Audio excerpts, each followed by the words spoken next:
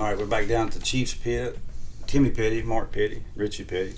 Special guest in the house, we got Bill Hancock. Bill goes back with us to the 70s, him and Dad through the Chrysler days and all. Bill was a Chrysler engineer, and our families became really close through the years, and even up through the truck racing, and we did that Bonneville deal.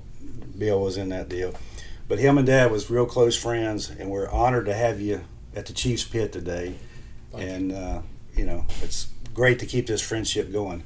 And Timmy, you want to start us out? Oh, gosh. Well, we've already kind of been filming a little bit because when was the last time we've seen you? Been a hot minute. Been 20 years. Yeah, we've had conversations. Yeah, but as far as so anyway, you give me a message and you're coming and blah blah blah. But as soon as you walk in the door, you start telling these stories. Everything you're telling has something to do with what we've had going on in the past 10 years or longer than that. But like Richie said, it goes back to the 70s. But it's just interesting to hear footnotes, backstories on all the projects that we've been involved with. And through, you helping us get them a lot of times, and we appreciate it. And we want you to tell us a little bit about Arrow, too, as we go. But go back to wherever you think you first met Daddy and the whole crowd. Your beginnings, you were involved with Larry Rathgeb. Yeah. And John Worley and people like that. How did you get your beginnings in Chrysler?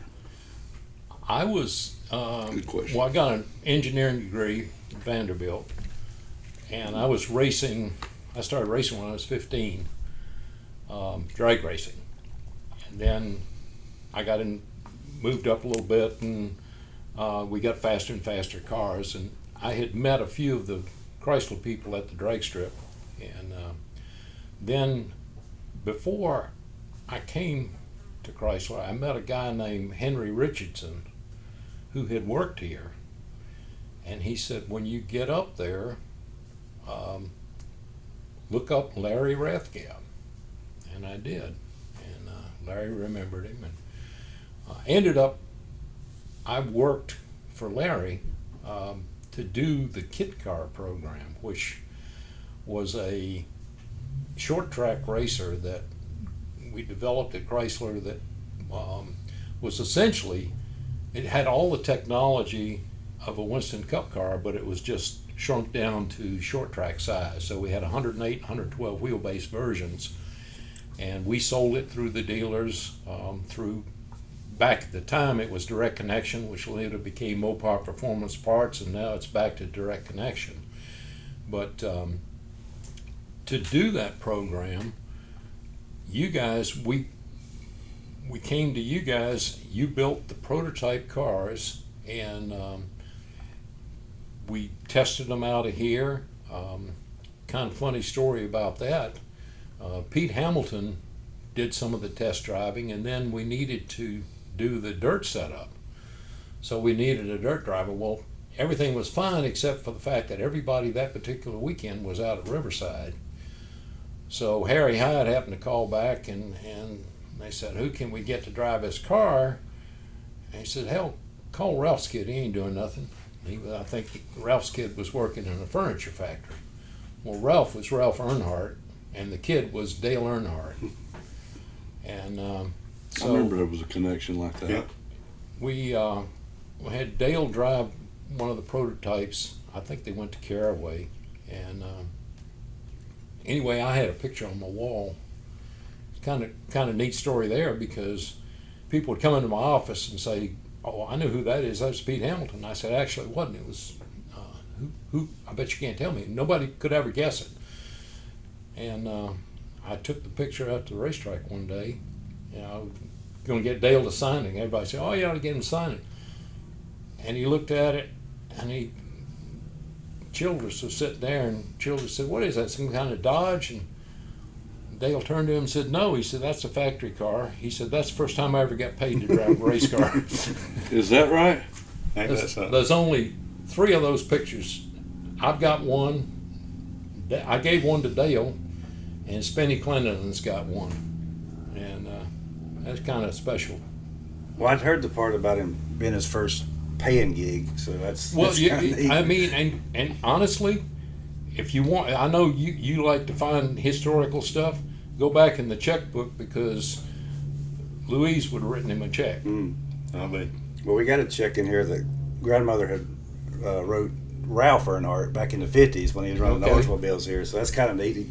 The Earnhardts from Ralph and then Dale got paychecks out of Petty Enterprises. Yeah. Our Petties. Yeah. Pretty neat. Pretty neat. Anyway, we did the kit car stuff, and then I also did the testing, the NASCAR stuff, and then did wind tunnel stuff, and then took over the drag racing testing later on. So I did a lot of testing. That's kind of what I did. So what year did you start Aero? 79, when Chrysler got rid of the racing program because they were busy trying to go broke. So they said, we don't need to be racing. And so that was right after the Magnum episode. Yeah. Cool. Yeah. Magnum was. I didn't know you got started. But maybe explain what Aero is to the. Well, Aero kind of morphed. I started building engines on the side for some of the kit car guys, and at the time I was working. When Chrysler deal went away, I went over to the defense division and became the chief engineer on their Hummer program, which the Hummer started off as three companies trying to get that contract: Chrysler, Teledyne, Continental, and AM General. AM General ended up winning the contract, but I did the Chrysler version of it. So I was on the side. I was building engines, and then when that deal came to an end, my old boss Dick Maxwell called me up and said, "Hey, I can't hire you back, but I can hire your company." And I said, "What would I be doing?" And he said, "Same thing you did when you worked for me." So that morphed into Aero racing engines, and started off, we were just building stuff, and then we started building engines for Direct Connection, doing their development work, and then that got bigger and bigger, and then we started doing stuff for engineering, and then we took on programs like the Viper and all that, and we ended up, I think we had 7 dynos at the end, a couple of Spintrons, and we were doing a lot of engines. But then we also did the warranty program on the Viper engines. So we were pushing a lot of engines through there. And then 2008, I sold the company and retired. Good for you.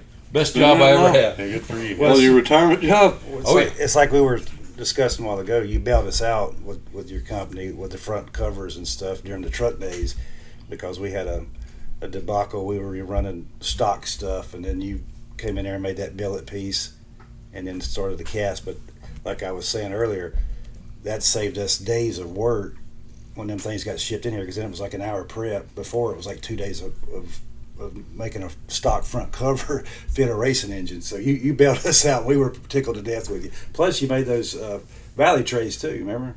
Oh yeah, I forgot trays. about it. Yeah, we made a ton of parts. Yeah. And that was the other thing. I bought a CNC company.